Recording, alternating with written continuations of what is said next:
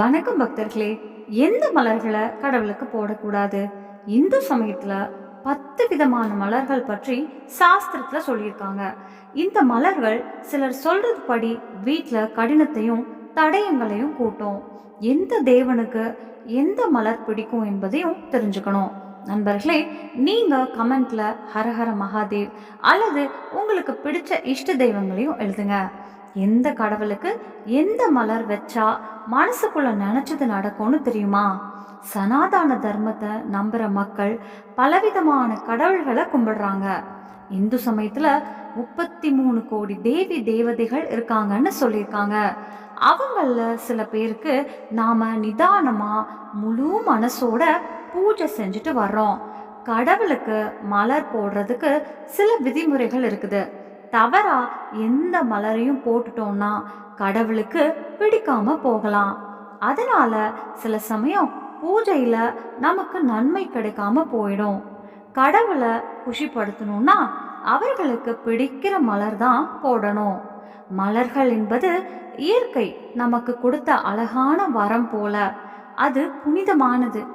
ஆனாலும் சில மலர்கள் மட்டும் கடவுளுக்கு ஒருபோதும் போடக்கூடாதுங்க. தேவதைகளின் அருளை பெற பூஜை செய்யும் போது அவர்களுக்கு பிடிக்கிற பொருட்களையும் சேர்க்கணும்.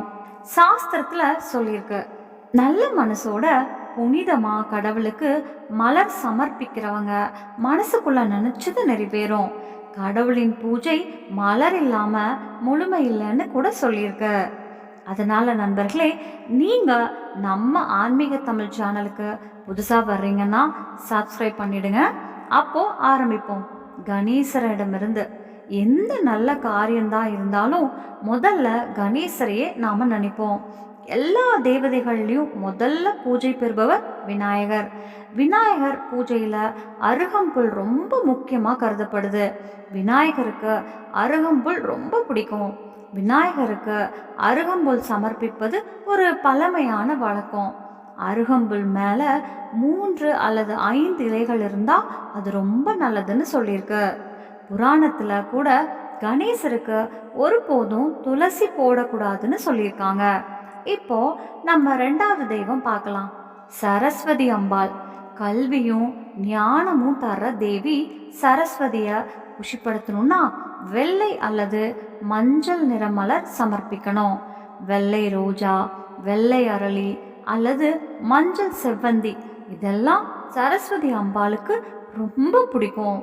ஆனா கருப்பு நிற பூவும் கருநிற புடவையும் ஒருபோதும் போடக்கூடாது. 3வது தெய்வம் பார்க்கலாம். ஹனுமான் பகவான். கலியுகத்துல இப்போ உயிரோடையே அருள் தர்ற ஒரே தெய்வம் ஹனுமான். அவருக்கு செம்மஞ்சள் நிறம் ரொம்ப முக்கியமானது. அது சக்தியையும் அன்பையும் பக்தியையும் குறிக்குது. அனுமான் மகிழ்ச்சியோட இருந்தா பயம், பிரச்சனை, தடைகள் எல்லாத்தையும் நீக்கிடுவாரு. ஹனுமான் பகவானுக்கு செம்மஞ்சள்ல ரோஜா, செம்மஞ்சள் செவ்வந்தி, சிவப்பு செம்பருத்தி ரொம்ப பிடிக்கும். ஹனுமானுக்கு துளசி இலையும் தாமரையும் போடக்கூடாது. 4வது தெய்வம் விஷ்ணு பகவான். விஷ்ணுவுக்கு மலர்களும் இலையும் ரொம்ப முக்கியமானது. வெள்ளை பச்சை நிற துளசி மனமும் சுவையும் லேசா இருக்கும். விஷ்ணு கிருஷ்ணருக்கும் இதுதான் முக்கிய துளசி. கருப்பு சாயம், இளஞ்சிகப்பு கலந்த ஊதா நிற துளசி, இதைத்தான் கிருஷ்ண துளசின்னு சொல்லுவாங்க. சுவை கொஞ்சம் துவர்ச்சியோட இருக்கும். விஷ்ணுவின் பிரியமானவை. அதிக மாதத்துல விஷ்ணுவுக்கு பூஜை செஞ்சா அதன் பலன் பல மடங்கு அதிகம். வெள்ளை மலர் பொதுவா வீட்லையும் கோவில்களிலையும் பயன்படுத்துகிற மல்லி, குண்டு மல்லி மாதிரி வாசனை மலர், செண்பகம், அரளி மலர், மல்லி, தாமரை இதெல்லாம் விஷ்ணுவுக்கு ரொம்ப பிடிக்கும். கூடவே காய்ந்த துளசி பத்தியும் சேர்த்தாலே அவர் குஷிப்படுவாரு. அது புதியதா இருந்தாலும் உலர்ந்ததா இருந்தாலும் துளசி என்றால் விஷ்ணு ஏத்துக்குவாரு. துளசிய விஷ்ணு பிரியன்னு சொல்லுவாங்க. ஏன்னா அது மகாலட்சுமியின் வடிவம். விசேஷமா நினைச்சது நிறைவேறணும்னா விஷ்ணு பூஜையில துளசி கண்டிப்பா இருக்கணும்.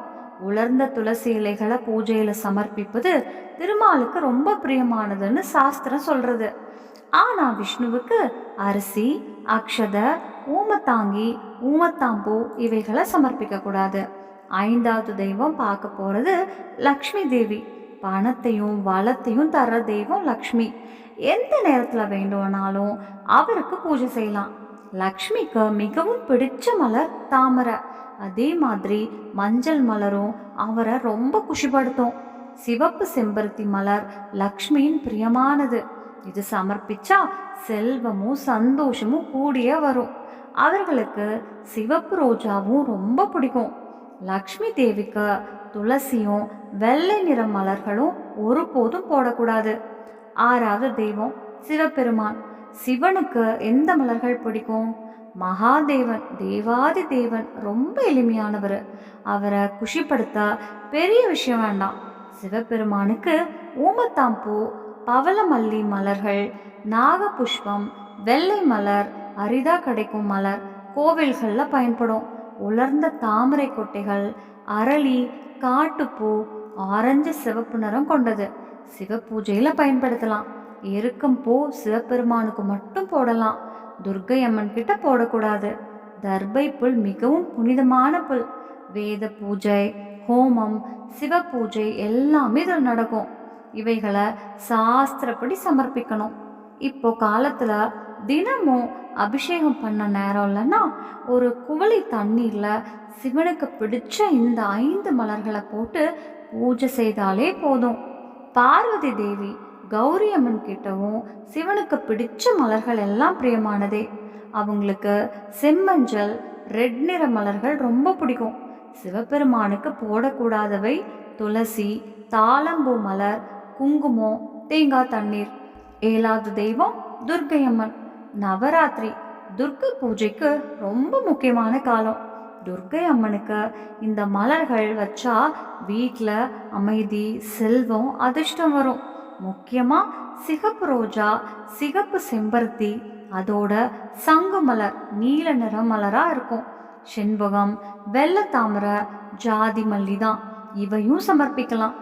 ஆனா துர்க்கை அம்மனுக்கு போடக்கூடாதவை எருக்கம்பூ, பவளமல்லி, அரளி, ஊமத்தாம்பூ, ஊமத்தாங்கி. எட்டாவது தெய்வம் ஸ்ரீகிருஷ்ணர். விஷ்ணுவின் 8வது அவதாரம்.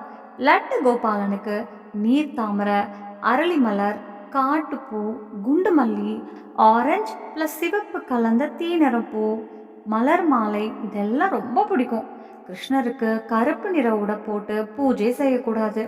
ஜன்மாஷ்டமி நாளில் துளசியில பறிக்கக்கூடாது. 9வது தெய்வம் சூரியன். சூரிய பகவானுக்கு இந்த மலர்கள் சமர்ப்பிச்சா அவர் குஷிப்பட்டு ஆசீர்வாதம் தருவாரு. மனசுல நினைச்சது நிறைவேற உதவும். சூரிய பகவானுக்கு இந்த மலரை சமர்ப்பிச்சா அவர் அருள் கிடைக்கும். அதே சமயம் வாழ்க்கையில சந்தோஷம், செழிப்பு, நல்ல பெயரெல்லாம் கிடைக்கும். புராணங்கள்ல கூட சொல்லியிருக்கு, சூரிய பகவானுக்கு நம்ம பூக்களால் ஆராதனை செஞ்சா அதுக்கு 1000 மடங்கு பலன் கிடைக்கும். காலை சூரிய வணக்கத்துக்கு சூரிய பகவானுக்கு சிகப்பு ரோஜா, சிவப்பு செம்பருத்தி, செம்மஞ்சள் செவ்வந்தி, அரளி இந்த மலர்களை சமர்ப்பிக்கலாம். இப்படி செய்தா வாழ்க்கையில எல்லா வளமும் கிடைக்கும். ஆனா சூரிய பகவானுக்கு சில விஷயங்கள் ஒருபோதும் போடக்கூடாது. வேப்பிலை, ஊமத்தாம்பூ, அதோட குளிக்காம சூரிய பகவானுக்கு தண்ணீர் அர்ப்பணிக்க கூடாது. இப்போ 10வது தெய்வம் சனீஸ்வரன். சனி தேவன் நீதியின் தெய்வம். அவர் ஒவ்வொரு மனிதனுக்கும் அவரோட கர்மத்துக்கு ஏற்றபடி பலன் தராரு. அதனால சனியின் தவறான விளைவை தவிர்க்கணும்னா மனிதன் நல்ல காரியங்கள்ல இருக்கணும். சனி பகவானோட பிரச்சனை இருந்தா சனி தொடர்பான தானங்கள், ஜபங்கள் பண்ணினா கடன் பிரச்சனை, உடல், மனம், வீட்டில் ஏற்படும் சங்கடங்கள் குறையும். சனீஸ்வரன் விரும்புகிற நிறம் கருப்பு, நீலம். அவருக்கு எருக்கம்பூ ரொம்ப பிடிக்கும். இந்த மலரால சனி பூஜை செய்தா அவரு சீக்கிரமா சந்தோஷமா ஆசீர்வதிப்பாரு. பூஜை பண்றவரு மனசிலும் உடல்லையும் இருக்கும் பிரச்சனைகளுக்கு நிவாரணம் கிடைக்கும். ஆனா சனி பகவானுக்கு சிவப்பு நிற விஷயங்கள், சிவப்பு மலர், சிவப்பு துணி ஒருபோதும் போடக்கூடாது. எருக்கம்பூ யாருக்கு பிடிக்கும்? சனீஸ்வரன், சிவபெருமான். எருக்கம்பூ யாருக்கு போடக்கூடாது? துர்க்கை, லக்ஷ்மி, விஷ்ணு. இது உங்களுக்கு யூஸ்ஃபுல்லாக இருந்தால் லைக் பண்ணுங்கள். உங்கள் அபிப்பிராயத்தையும் கமெண்ட்டில் எழுதுங்க. இன்னும் இதே மாதிரி முக்கியமான தகவல்கள், கதைகள், ஸ்பெஷல் வீடியோக்கள் தேவைன்னா நம்ம ஆன்மீக தமிழ் சேனலை சப்ஸ்கிரைப் பண்ணிவிட்டு கூடவே பெல் ஐக்கானையும் அழுத்திக்கோங்க. அடுத்த வீடியோவில் மறுபடியும் சந்திப்போம். நன்றி, சுபம். நம்ம சேனல்ல பிடிச்சிருச்சுன்னா லைக் பண்ணுங்க, ஷேர் பண்ணுங்க, சப்ஸ்கிரைப் பண்ணுங்க.